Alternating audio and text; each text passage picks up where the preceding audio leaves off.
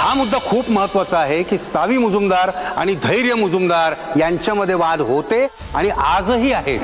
अहो, कुठला नवरा असा असेल जो आपल्या बायकोवर खटला चालवला जात असताना आरामात घरी बसून राहील?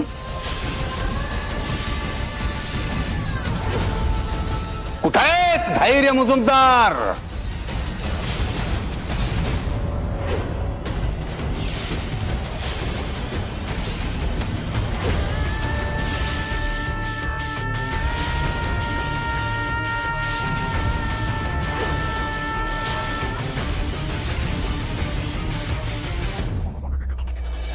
आपल्या बायकोची पाठराखण करायला ते अजून का नाही आले इथे?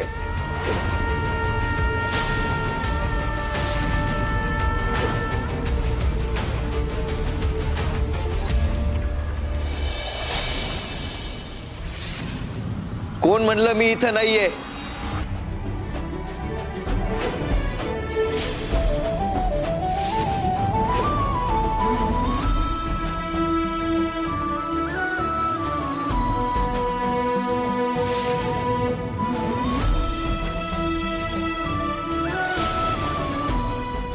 सावी मॅडम, काय झालं? गप्प काय झालात?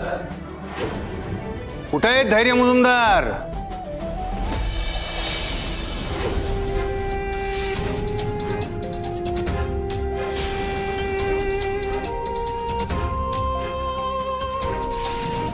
धैर्य नाहीत? धैर्यांचा भास होता हा. तुम्हाला सपोर्ट करायला का नाही आले ते इथे?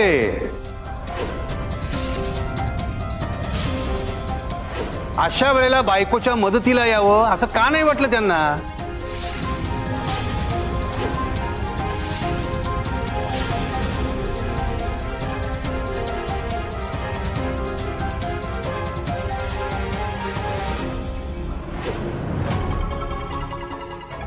दामिनी मॅडमनी मुद्दामच धैर्यांना येऊ दिलं नाहीये.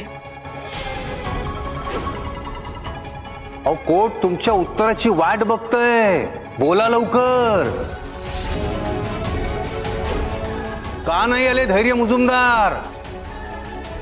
का त्यांना सुद्धा माहितीये की तुम्ही? नाही,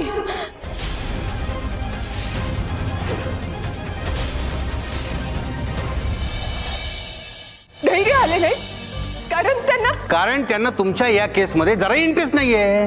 हा,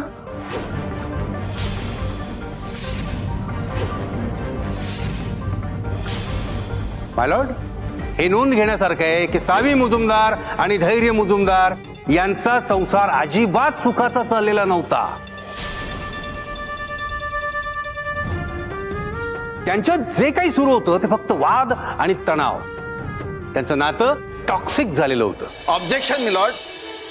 कोणत्याही प्रकारच्या पुराव्यांशिवाय माझ्या आशिलांवर टोकाचे आरोप करतायत मिस्टर डोईफोडे. धैर्य मुजुमदार आज काही मेडिकल रिझनमुळे कोर्टामध्ये उपस्थित राहू शकले नाही,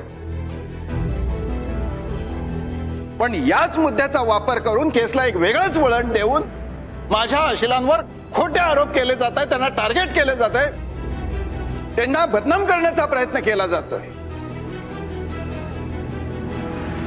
धैर्य मुजुमदार आज कोर्टामध्ये उपस्थित नाहीत म्हणजे त्यांचा आणि सावी मुजुमदार यांचा संसार सुखाचा नाही, हे काय स्टेटमेंट आहे?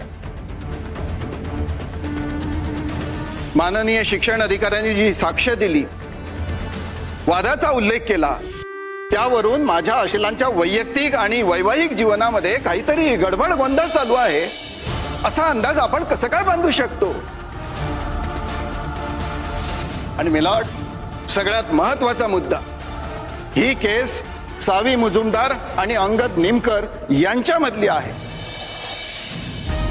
काही नाही जज साहेब, फक्त कोर्टाचा वेळ वाया घालवणे आणि केसला विचित्र दिशा देणं हा एकमेव उद्देश आहे. एका स्त्रीच्या चारित्र्यावर सरेआम शिंतोडे उडवले जात आहेत, याचा इथं या गोष्टीशी काही संबंध नाहीये. संबंध नाही कसं म्हणताय विधाते? संबंध आहे, या सगळ्याचा संबंध आहे. सावी मुजुमदार यांनी हे जे काही घृणास्पद कृत्य केलेलं आहे, माझे अशील अंगद निमकर यांना जी एक वाईट वागणूक दिलेली आहे, त्यांचं मूळ त्यांच्या वैवाहिक आणि वैयक्तिक आयुष्यात आहे. आणि हे सगळं सिद्ध करणं हे माझं कर्तव्य आहे.